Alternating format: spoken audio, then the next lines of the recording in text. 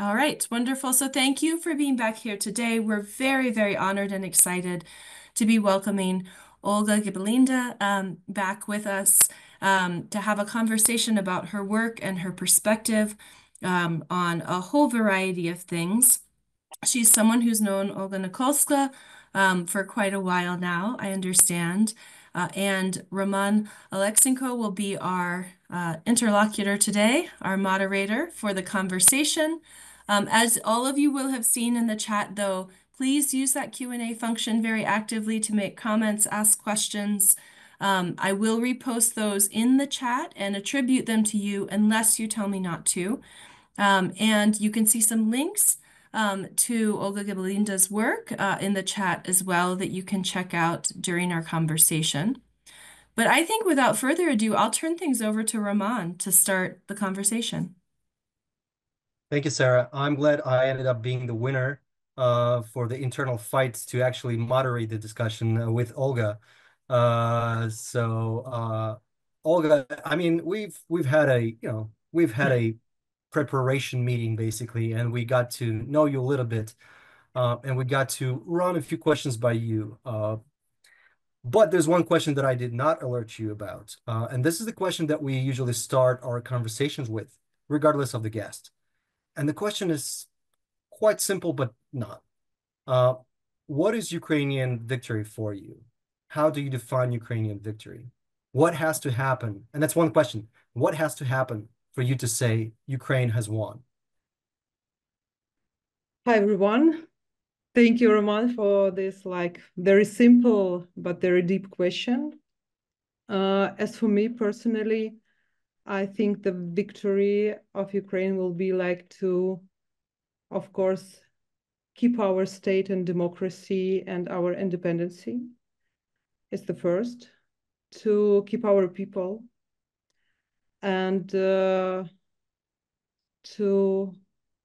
have our people who now in the prison, I mean in Russia, and keep our territory. And also have a possibility to rebuild Ukraine. And after all those tragedies and challenges, to have a possibility to build something new, a part of normal life and democracy, civilization, let's say. So this is for me the victory of Ukraine, because I think the main victory we already have. I mean, we very open to the world, and the world have a possibility for my very sorry through this all tragic circumstances to discover Ukraine, open Ukraine, and maybe to know a little bit about Ukrainian identity. So the part of this victory we already have, I think. Of course, the price was very high, but I think we do our best now. That's my answer. Thank you, Olga. I like what you said about discovering Ukraine and opening Ukraine. And I think this is what we're actually doing, as part of these webinars, helping our audience to learn more about Ukraine, because many of them have varying degrees of familiarity with Ukraine. Many of them are from Ukraine. Some of them have lived in Ukraine. Some of them keep coming back to Ukraine. But I also know there are people who have never been to Ukraine. And I hope that these webinars will help them learn more about various aspects of Ukraine's resistance when it comes to civil society. So before we dive into your professional realm, I would like to see how your personal life has changed since the full-scale invasion, because it's been 2.5 years now. If you can briefly tell us about what roles have you started to play? Excuse my pun. Well, surprisingly and good for me, I'm still alive. And I think it's already a good result if you're talking about circumstances. Of course, the first challenge was to stay in Ukraine or not. And of course, me and my family and a lot of my friends and colleagues decide to be here, be maximum helpful for everyone. So if we're talking about my like professional career, I think I do a lot, much more than I like expect to do before war. And of course, it goes like if we're talking about like film industry, the mostly we work in documentary, and I think near like 20% of our time we give to the projects attached to civil society. Always, it's like a part we give our skills and our time to make the impact, not only like inside of Ukraine, I mean, like for Ukrainian audience, but of course outside of Ukraine. And it always like attached to this.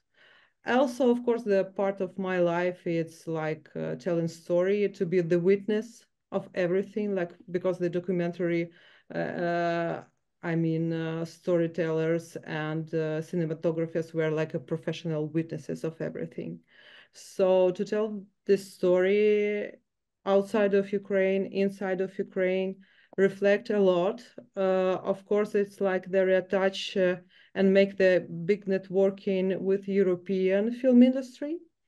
Uh, so I think I do much more than before war. And of course, it's like a lot of responsibility, a lot.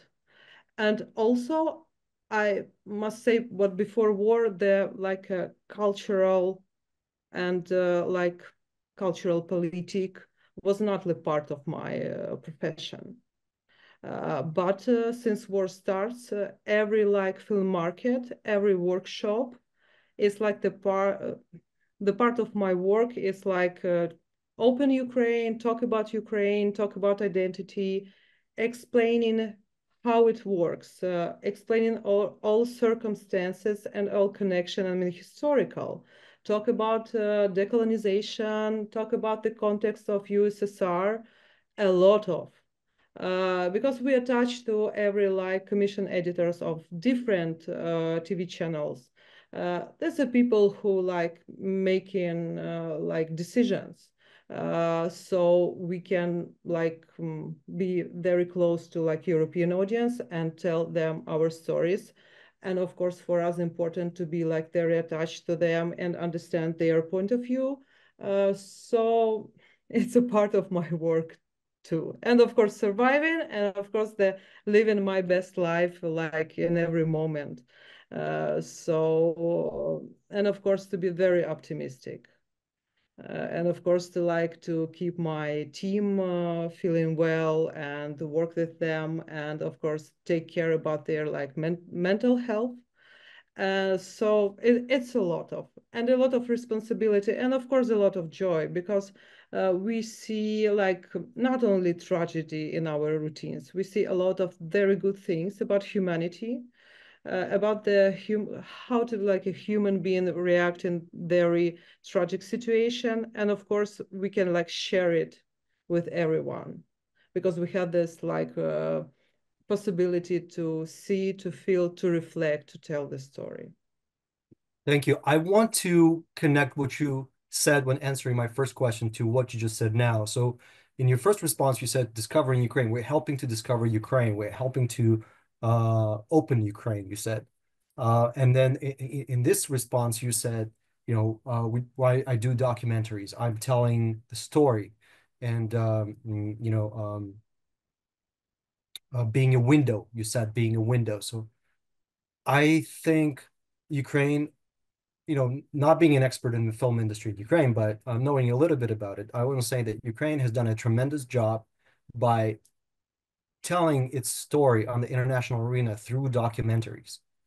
And some, if not all of the people on this call may have heard that this year has been a breakthrough for Ukrainian documentary industry. And, the movie 20 Days in Mariupol won an Academy Award.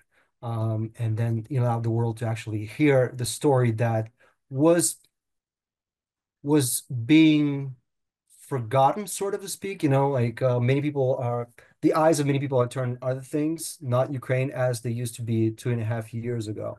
So I think it's great that Ukraine keeps telling these stories through documentaries.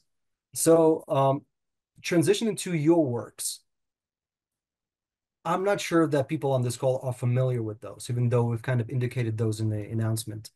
I took the time to watch your movie, The Cities and Their Heroes. I know I must say, I was quite impressed with the quality of it and with most of it with the storytelling. There's something that you keep telling us about. Uh, what what do you consider your most successful work as a film director slash producer? Is it Cities and Their Heroes, or is it something else? That I know you're working on something else, but we're talking about A something that lot has of. already been produced. I think if we're talking about like success for the local audience, of course, it was like Cities and the Heroes. It's very attached to civil society. It's very attached to like human being stories. I want to tell to our like guests what about this series. It's a 6 stories from different regions of Ukraine about different Ukrainians and how the war impacted them. They all decide like stay in Ukraine, but they a little bit change their like lifestyle. Some of them became like soldiers. Some of them became like volunteers. Some of them still working in business, but they are like perspective and they are like lens. I mean, not only they all start to make very unexpected and very great things. Uh, and they became like ordinary heroes. So we, from different lands, about, for example, we have the story about a puppet theater and the actress of the puppet theater, a brilliant woman, and she became pretty great volunteer and make very like big humanitarian like a center in Kharkiv region, in Kharkiv. It's like the city which like bombing every day since like the beginning of the war. So that's how like the human being from very peaceful profession, from like a creative sector, became very useful and find herself in this. So that's like a 6 story about this like phenomenal thing. If we're talking about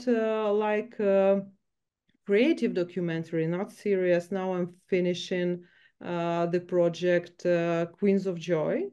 Uh, we making this it's a big co-production project, documentary, of course, and it's a part of collection Generation Ukraine for a big European broadcaster. It's like a HBO, but European HBO, let's say it. It's called Arte. So it's a story about queer culture in Ukraine during the war. So I expected what it will be like the most my successful project and the most important project, I mean, for the impact.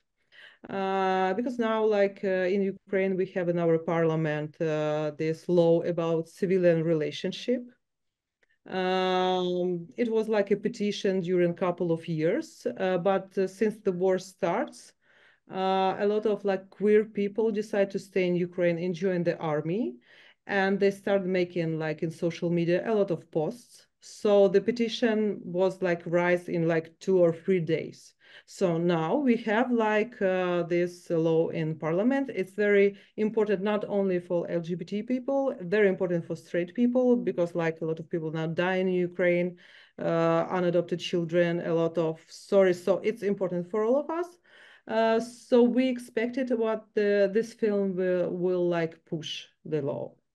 And of course, if we're talking about like human rights, the situation with queer culture and our like Ukrainian society much more better during the war, surprisingly, than much more better than in the peaceful Poland, let's say. So we understand what it will like inspiring a lot of people, of course. So that's the most like important project, I mean, for civil society, for the people, for the law, of course, what I'm doing like right now. Also, we finished a big TV series now for Ukrainian broadcaster.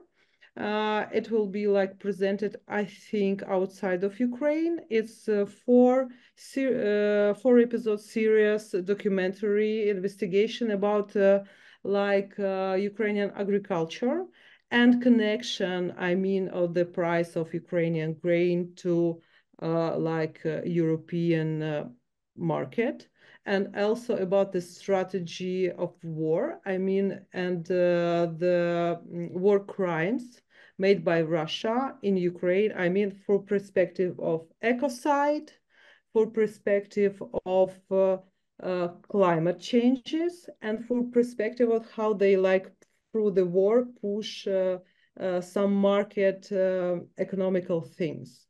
So I think it will be pretty interesting for European audience because now we're not so attached to American market because we're now working in direction for European audience. We have no Who cares no about America anyway? yes yeah so I'm just joking. no, Um, we hope so, but a lot of work, of course, because it's the most important for us, because it's the possibility to uh, give a possibility to our voice to be heard. But we have some connection with Queens of Joy to American market because we have some pre-buy from American channels, but it's in the process because we now finishing the film. okay. That's why. Um, Thank Thank you. you. So I like how you answered my question, like as a true professional and yet very humbly. What's your best work so far? Like, no, it's still yet to be produced. Like this is great. And I want to just comment on on the queer culture in Ukraine or on LGBT culture in Ukraine. I just remind to our audience that we did have, as part of the last season, we had one session with the war veteran who's a very prominent LGBTQ plus activist who's been fighting in this war since 2014, pretty much.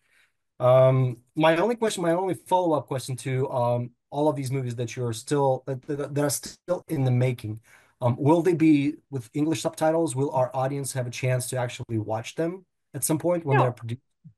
of course, of course. It's a part of our how we develop in project. It's always have English subtitles. And if we're talking about Winds of Joy and the Arte project, they have some because it's around the Europe, and also they attach to American channels. So we have a different multi-language versions. So Great. it's yeah, it's very important for us because we need to talk with audience. Great. Yeah. And speaking of the audience, so this is what makes our webinars unique and different from all these blah, blah, blah webinars that other people produce about Ukraine. We're addressing questions from the audience, because you mentioned the audience, in real time. And I'm going to put all of my questions, and I have a million of them aside, just to address the questions that people have started putting in the Q&A Oh, function. So we have a question from David. Olga, in your experience, what common misconceptions or misunderstandings does the global community have about Ukraine that you try to address through your work? well, thank you for the question. It was a lot of in this when the war starts because it's a situation about lemonade and lemons. Because previously, before war, and of course during COVID, it was not the war was not focused on Ukraine. And of course, we're working about to talk about our identity, who we are, where we're from. But when war started, it was very a lot of misunderstanding because people know about Ukraine just we are the same Russians because we are part of Soviet Union and Chernobyl and a little bit of Maidan. That's all. So, but uh, when we start to talk about Ukraine and war, what we have now, through the perspective of colonization war, and to talk about Soviet Union as a and destroying of Soviet as a decolonization, the most things will start very clear. because it's very like a confusing thing, because we have like if you're talking about Ukrainians and Russians, we have like a very close like religion. We have no such like colored diversity. So that was the point. So, but step by step, we start to talk about like the language issues, the historical issues. Also, we talk a lot about like Soviet cinematography, because a lot of very famous like film directors, as like Dovzhenko, and very classical directors was from Ukraine, and like Soviet. Parajanov. Yes, exactly. But Soviet Union like stole our identity. And it was very pretty bad misunderstanding. But step by step, not only us, I mean like Ukrainian film directors and producers, also we have a very great institution like Ukrainian Institute.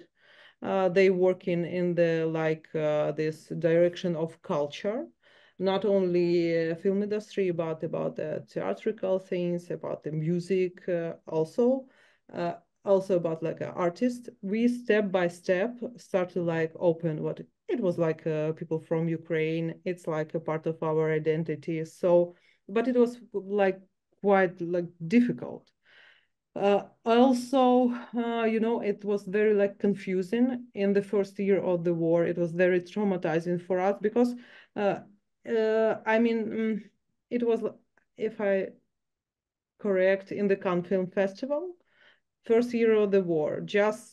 We just discovered what happening in the Bucha, and like those like market people start to, maybe we will do like open call for you and for like Russian film industry. We say we are not ready. It's like traumatizing ourselves now. It's not the time. Maybe let's war like finish. We just see those footages from Bucha and Irpin. It was absolutely horrible. It's like a genocide. Come on, it's unexpected. uh, we can imagine how like during Holocaust we will like invite the people from Auschwitz, I mean Jewish people, to set them with the Germans. We need time. We need like time not only for us but for those Russians who are not supported the war and have no possibility to talk about this. But sometimes it was very like very confusing, and we start to like explain, so maybe it's just like traumatizing us because we will go back to the war, and maybe it's our like last meeting. We don't know. So give us like a possibility, like a pause to like see how situation will develop, because we don't understand a lot of like Russian projects, the mostly of them, for our story, was made by like Russian state money. So that was the problem also, because it's the money who it's the taxes which paid for the bullets who killed us. So it's there a lot of like ethical things what we should like think about and to talk about, because to be very emotional, of course we have right on our like emotions for our sorrow. But if we're talking, if we have those meetings outside of Ukraine, and we have to think about like an impact, uh, understandable, like explain these things, to have some to think about these parallels, historical parallels, to uh, making our idea much more clear, and to talk about situation there like calm. We all need the time. Mhm. War still working for our like sorrow. Right. That's Um, yeah, thank you. And I hope David is satisfied with the answer. All I want to say is that that you mentioned misconceptions. Well, and David mentioned misconceptions about Ukraine, and you've mentioned all of these events, all of these tragic events that Ukraine has been trying to communicate through film to our international audience. And you mentioned Chernobyl, you mentioned Maidan, you mentioned the war, Bucha and Irpin, and other places. You mentioned Holocaust, and I would probably add famine. So, in my opinion, all of these documentaries speak about tragic events of Ukraine. Uh, but I'm not sure that, if I watch one movie once, I find myself struggling to watch it again. And this is the struggle I think that we have in Ukraine in order to tell our story to the rest of the world. Very few people want to watch a depressing and you said traumatizing and dramatic movie at the end of the day. They turn to Netflix for something light, something humorous, maybe something intriguing, and fictional stories that will keep them from this traumatizing reality that we all live in, regardless of our country. So my only hope, and this is not a question, but my only hope is that one day Ukraine will also start producing documentaries that are not traumatizing, are not tragic. And then you have to promise me that one day you will release a movie that that will be that. Um, but you don't have to respond. No, I We have an answer. I have an answer okay. uh, already. Um, as I previously mentioned about my project Queens of Joy, and of course, I try to make the film as a like a wartime documentary, what you don't expect it to watch. Because it's a film, of course, about the values. Of course, it's about Ukrainian identity, our like a wartime living routine, all dangerous. But uh, as the main message is the film about like what every human being deserves to feel like joy in every circumstances and live the best life in any circumstances. How we deserve like our first morning cup of coffee, smile. There are a lot of stereotypes about how we living during the war, but we still like reading books, fell in love, raise children, all the same. But in those circumstances, of course, traumatizing. But someone have to be home. It's very important like message. We decide to stay here not in the way what we have no possibility to like change our life and change our like location. No, it was absolutely our like decision. We will be here because it's our home. We have to keep the normal way of life and waiting for like give a possibility to our do our job honestly. I'm as a filmmaker and our like soldiers do their job, so that's how we like our way of fighting and our way to say we are here, so life will like goes on. So I try to make my film very optimistic, Thank very you. optimistic. Thank you. I will take you up on it when I will be the first to watch The Queens of Joy. And yeah, I could not agree more with you. Um, uh, I think we, Ukraine, can teach the rest of the world about what life can be like during these most dramatic periods in their history, because every generation of Ukrainians has been traumatized in one way or another. There sometimes several times, we still have people who've lived through the horrific events of the famine and then the Second World War and then things that followed, and then Chernobyl and then the economic hardships of the early 90s, associated with the disintegration of a massive monstrous, it's a word, monstrous country. Um, at least I put a small Monstrosity? monstrosity, but what's the adjective? Monstrous? Monstrous. Yeah. Okay, I nailed it. Um, with your help. Anyway, enough blabbering. So we have two more questions in the Q&A. We Oh, have question from Robert. Are these sources of funding, are there sources of funding that we could contact slash lobby for your work in London, New York, Los Angeles, Hollywood? Are there US government sources of funding? US info service or streaming services, Netflix, Disney? so how working like in the film industry working? I mean, like in Europe, we have a lot of like co-production funds, And if we talk, we can like talk about the case of Queens of Joy. Now we have 3 countries on board.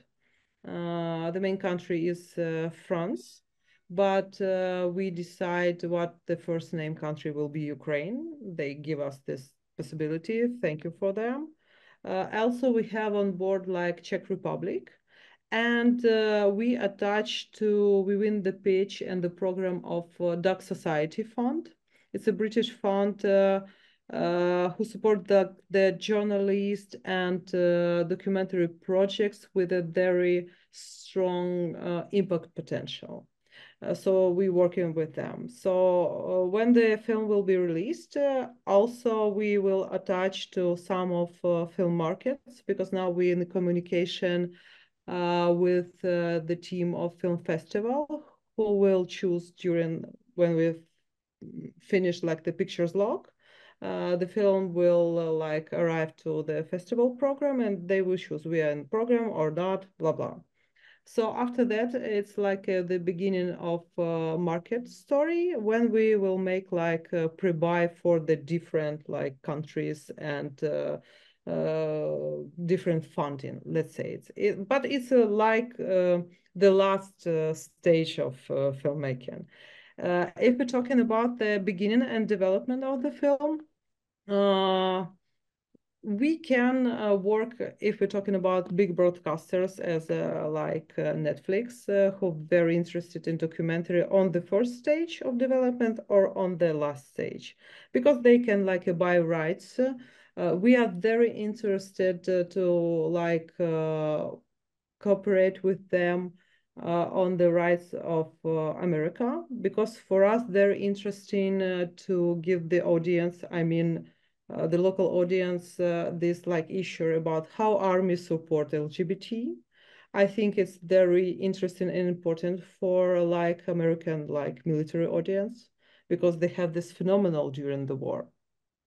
And we know what about those like problem with LGBT, I mean, in US Army, and how it was like developed after like Iraq and all those like things. So it will be, I think, very inspiring to watch our film, how during the war for the people, no matter like sexual and gender identity, there are absolutely another like values. And I think it's a true values when you're like in dangerous of your life. We have like the values of truth. So we develop in a very different way. If to talk about like a fiction, it's not so quick as a documentary. So we're making like documentary during 1 or 2 years, and it will be like open to audience. If we're talking about the fiction, it's a little bit like not so quick process. So we have on board now like 2 fiction projects, full-length fiction films, and I think we will like rise them on the like next year. So Okay. it's yeah, it's like a process. Yeah, it is a process. We have a question from Brock. What's the best way to watch them? Meaning your movies, I understand. Are they available for streaming on any American streaming services? And I want to thank Sarah for posting the links to some of the works of Olga. She keeps doing it relentlessly. And I would like to say that in my experience, and again, this is just because I don't know. Um, some of the Ukrainian movies that have come out in the past 2 years or so have appeared on Netflix. And I was so excited about some of them, not all of them, but some of them, and not just documentaries. I was so happy about them. So I've been telling my American friends, international friends, to look them up on Netflix and watch them. But what I've learned is that they were not able to find them on those streaming platforms. Exactly. Yeah. And that's so I guess that's my question. But what Mhm. needs to be done on our side or on anybody's side for the international audience to get a chance to watch Mhm. Ukrainian movies, Ukrainian made movies on Netflix. Um, but then I would like for you to answer Brock's question about like where to watch these movies, what Mhm. streaming services can they go to? There are a lot of like possibilities and different cases. If we're talking about like the cities and the heroes, those series was the part of like a big program, and we have a possibility to have like all rights, like to stay all rights in Ukraine, and we have a possibility to like push it like just on YouTube with subtitles without like limits, I mean, about the region of the audience. So it will be absolutely open rights because it's like very important film for local Ukrainians and outside of Ukraine to like discover in Ukraine. So that was the point because we decide with our like co-producers not to wait, not to keep this series for the festivals, and we have a possibility for this. That's why we decide not to sell this film, just like to make it like the part of our like media space. So I think during 1 month it will be like just on YouTube for like all regions. So I can maybe send you all links, and if it will be interesting, like people can just watch it. If we're talking about this series about the Ukrainian price of Ukrainian grain, I mean this like investigation. All rights on Ukrainian broadcaster Suspilne, but I think they will sell it on the Europe broadcasters, maybe America, I still don't know. And it will be released like in Europe on the next year. Because we have no rights like to make it like public before this release. It's like a question of right. If we're talking about the Queens of Joy film will be released on the next year. I hope it will be like early spring, but before this will be some couple of film festivals. And maybe it will be like during the year like festival like screenings, and we have two versions of the film, the 90 minutes versions for film festival and theatrical things, and the TV version 52 minutes classical. So TV version on the Arte channel will be like in the end of 2025. Mhm. That's how it works because we have like make a film release festivals, after that wide audience. But during this festival year we will try like to find the American broadcaster, and of course it's a always like a little mess with Netflix when we like put our film on Netflix, but it's like just a Ukrainian region, so it's what's the point? But I Mhm. think it's a question of how producer deal with a broadcaster. It's Mhm. up to them. It's just up to them. So we have a lot of discussions now inside our like industry, and I think we must work better. Must. Mhm. Uh, it's absolutely like our like the main task to find big broadcasters to make the story like they make a possibility to people like to watch it. We have a lot of like things to share, and of course it's a big challenge. I mean, because now we are like Ukraine like open, and we have a lot of like networking. For us it's challenge, but for us it's like a lot of like possibilities. So Mhm. we must work better. Yeah. Thank you. We have a question from Natasha. I was wondering, do you have a sense that you have one audience or multiple distinct audiences within Ukraine versus internationally? Yes, it's very interesting question. Because somehow for me it was like a big challenge. We all like live in our like bubbles. Let's be honest. And for me it was like the main task to raise myself to understand like international audience, to find this like language to talk, to understand what people expected, what they know, how like this like emotional way to share something. That's why, as for me, it's my like personal way how to develop any project because I clearly understand Ukrainian audience. For me, it's clearly understand for this like, let's say, post-Soviet countries audience. I mean, Eastern Europe, like Baltic countries, Poland. I understand how to talk with them, what in which like artistic way.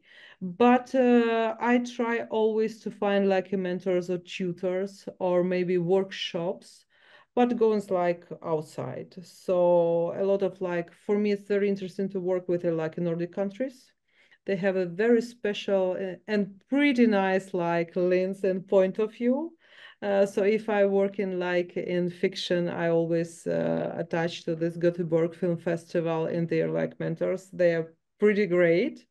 And after that, I try to work with like British mentors because to be honest, I forgot about this. I have a project who win like a grant from Netflix in the first year of the war. It's like a true crime story and the series. And by this program, I was like attached to a lot of like mentors to work with them. So I always try to uh, like see and think about my own like project from different ways to choose like the better. So it will be of course like one film, but I need to like think about how we will talk. That's important in my opinion, how we will talk. And I like what you said, I know how to, I think you said, I know in which artistic way should we talk with our neighbors, Poland, whatever. My question to you is not the question that we had prepared. Okay. Just give me a wild card here. In your opinion, in which artistic way should we, Ukraine, talk with the so-called good Russian film industry crews that are trying to tell their stories? And we've seen evidence of that, throughout the years. And in my opinion, unfortunately, their story, their meaning Russian story, has a lot of response around the world, a lot of positive response. People are still looking for good Russians. People are still looking for um, moving stories coming from that part of the world that is causing daily suffering and devastation on Ukraine. So, Yes, can you think of an artistic way to we talk to them on our also international platforms? Mhm. we also looking for good Russians. We was very expect like to hear them like in the beginning of the war about like the protests. We have a lot of like hope about them. For me, there are some like misunderstanding. I think we talk a lot about these issues with Arte because they are like a German-French channel. Bingo. And of course, like French culture, they're attached to Russian culture. And of course, it's a great stereotype what the Pushkin, Chekhov, and also the like brilliant heritage of international culture is like a part of modern Russian identity. For our sorrow, it's not for our sorrow because we see how Bucha happening, because we see what the ecocide happening, and a lot of things. Also, we see how propaganda working. Of course, I will be pretty happy if one very brave, maybe somehow, maybe then very brave, like Russian film director will make a very strong, very honest, very deep film about the sorrow and about the tragedy what happening now in Russia with the normal people, how they try to not be impacted by propaganda. But we still not have this. But I expect it. I really because for me, it's still not understanding how your like previous friend and neighbor, the same human being as you are, what happening? I discovered a lot and think a lot about this. Also, I discovered how it will be during the Second World War. So the Anna Arendt book is like my everyday book. I mean, about ordinary evil, how it starts. We not like we was not successful with our like historical lessons. I mean, as a civilization, something goes wrong. It was the same with Rwanda. You know what I mean? So we need to discover this. And of course, we're waiting for those voices. But if we're talking about this, like films such as Good Russians on War, made by a Russian film director on Ukrainian territory with the occupying army. Previously, she worked with like rude propaganda channels. We need to think. You know, we are living in a like I think great time because we have this thing, and in this thing we have all possibilities. But we have to find this like critical way of thinking, uh, to think much more than we like read like an article or to see in our news this like fresh news every day. So background is very important, identity very important. I don't know about, I hope what we will see like the good Russians, but we need to like study the lessons of Second World War, how it was with the Germany. It was very slow process, and it will will have no illusions. No one will say we are sorry, Ukrainians, you lose you, because every of us like who now stay in Ukraine, we lose everything. I mean, we lose our plans, we lose everything what we work before like war, build our life. And but I'm not expected what it will be something like different when in previous century. So we have to be very careful, very calm, and wait and think. And if you see the project, of course, the background of storyteller is very important, I think, because it's like we have to understand which voice we will now hear. What message? What about? Is it? It's because I'm, you know, I have a friend in Russia. They're all like in jail for the protests, and it was the price. And we talk when war starts, what happening, what your decision, maybe you will like refugee.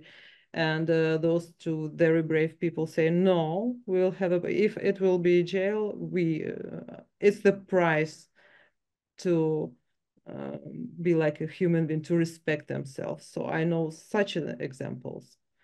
So we should like wait. Yes, we will. I don't think we have any other choice. We have a question in the Q&A, but I also know that Sarah has a question, and I want to give Sarah a chance to ask her question. I don't know if this is a fair question or one that you can answer even, but I'm just so struck by what you're saying and so moved by it that it's this combination of looking at the world as it is and seeing what it really is. But how are you so optimistic?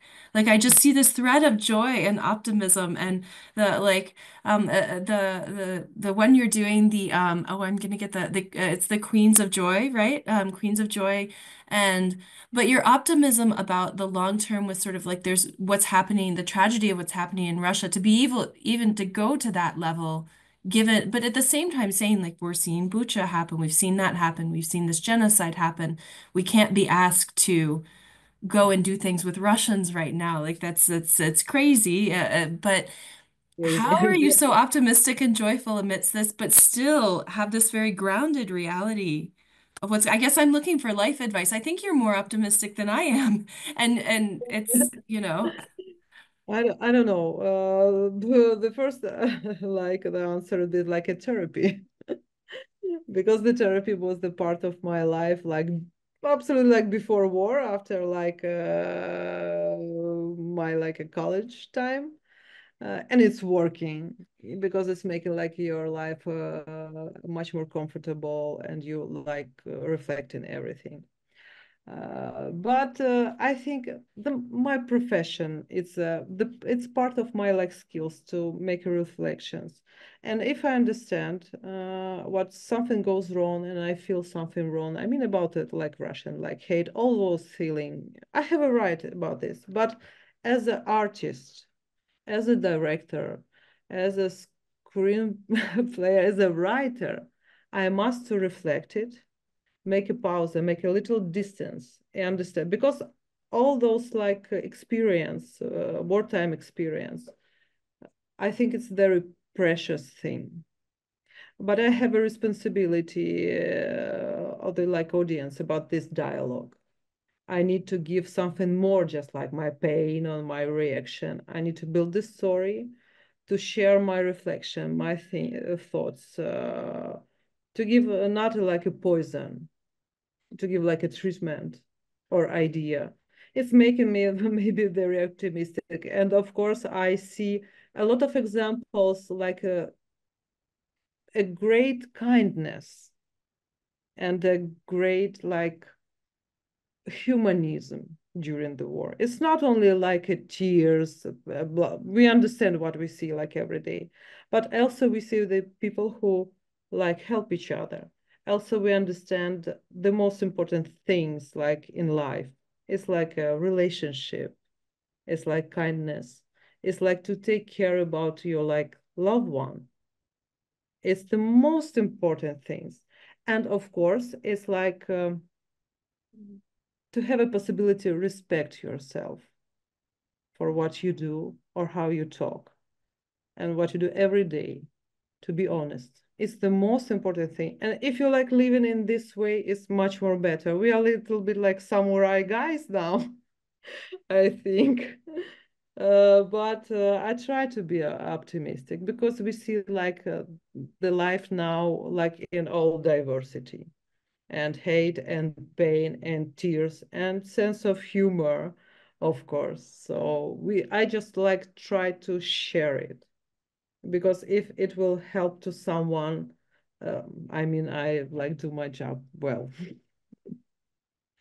So there's a famous quote from the famous Ukrainian poet Lesia Ukrainka. It says, "In order not to cry, I laughed," and I think that explains kind of like Ukrainian mentality, throughout the tragic history that we have. That's our and we had the one of our last session during the past season was comedy, stand-up comedy, and how Ukrainians Oh, yeah. cope with ongoing challenges. But so we only have 5 minutes left, and we have three questions lined up. Whoa, four questions lined up. So I suggest that we switch gears and do like a blitz express mode of answering questions. So we can try to answer as many questions as possible. So we have a question from Pavel. And if you can give like a very brief answer, that would be great. I know this is a bit of a different industry, so I hope Olga forgives me, but I would love to hear her take nevertheless. What role does the Ukrainian video game industry play in promoting the image of Ukraine immediately? Do you have a subject matter opinion of the Ukrainian video game industry? Yes, I think it's a great role. It's very popular, and we have a lot of like people who are attached to the industry, a lot of artists, a lot of people from like animation industry go into like the game industry. So it's like a part of us. And surprisingly, we have a lot of like the productions who make like those games. So they have their like own impact through their like, let's say, audience. So I think Ukraine now and Ukrainian professionals in like gaming, they are pretty like popular and very important. They build their like own connection. They're a little bit like separate from us. We just attach to them through the animation part of film industry, because I have like a lot of tutors who like teaching girls and guys like how to work, how to like make this art things for the gaming, and mostly they work in this industry with Ukrainian companies. Uh, that's my answer. Thank you. Thank you. We have a question from one of the anonymous, not here, but one of your friends who's reached out to me anonymously using our internal backdoor to ask a question about the feature film that you seem to be shooting right now. It's a horror flick. It's a horror film, like horror comedy film. Do you know what I'm talking about? Yes. 1 minute. No, I have like now two in development, and one of those films, it's called Invasion. It's a horror film about two Russian officers, yes, who successfully occupying the city, and everything like goes well. They like take a part in, let's say, making propaganda documentary, but every night they share like nightmares, and in this like magical dreams they are like feeling everything, and they became like Ukrainians night by night, and it's destroying their like world of propaganda and their like values. So the part of the film, of course, is like a comedy, and after that like the let's say horror plot starts. I absolutely in love with the genre films, and horror, I think one of my favorites, and I like those like post horrors when the through the big metaphors we can talk about very important things. But in one way, in one hand, we talking about very important things, in another, like we try to entertain like the audience. So that's why I absolutely in love with the genre. Yeah, I'm working on it like during 1 year. Great. Sign me up. I mean, I love horror flicks, so let's see more of Ukrainian horror. Question from Andy: Does it take tragedy to bring out the best in people? Is it a Ukrainian characteristic to be as charitable, sharing, and kind as our people are showing right now? I think yes, it's part of our identity. We are like you know, we try to live life the best. We have our like nice values. I mean, love, we like to fall in love. We like to raise children. We always like to have some like aesthetic. So yeah, it's part of us. But if something goes wrong, we don't never say yes to like evil. Never. So it's our part, because this war is much more than like full-scale invasion in on 2022, because historically it's goes like during the first century. So it's part of us, like because Russia always tried to colonize Ukraine, because without Ukraine there is no empire. That's the point. Their existential war, let's say. Yes, unfortunately, I can't agree more on this. So we're at time with perfect timing. Though I'm going to use and abuse my time as a moderator and ask you one very important question, and that question is, what is the question that we never asked you today? Well, I don't know. It's always like, I have this possibility to take part in like those like film market discussion, like a lot of, for me, it was very interesting to like talk with people like outside of the industry.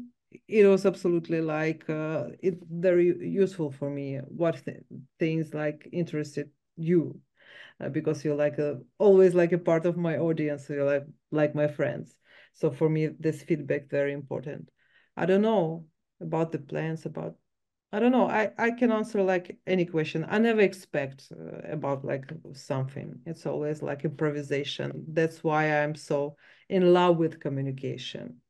Absolutely, because like another person is another universe and the point of view. So for me, every question is very like precious. So thank you for all of you like to give me like possibility to make it like together.